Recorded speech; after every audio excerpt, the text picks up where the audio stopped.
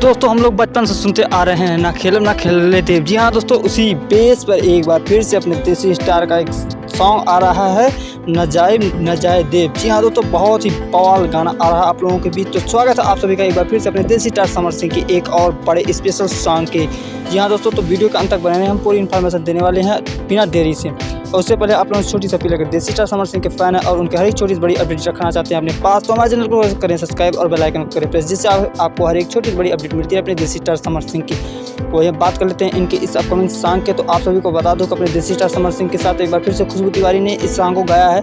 और इस सॉन्ग का बोल आप लोगों को शुरू में बता दिया, ना हम जाइब ना जाए देव। और इस सॉन्ग के राइटर की बात करें तो एक बार फिर से भोजपुरी के मशहूर राइटर यादव राज ने इस गाने को राइट किया है और एक बार फिर से रोशन सिंह ने इस गाने को म्यूजिक दिया है। खैर दोस्तों, ये रही गाने की इन्फॉर्मेशन। अब आप लोगों को बता दूं कि किस चैनल पर आप लोगों को ये गाना सुनने को और देखने को मिलने वाला है और कब।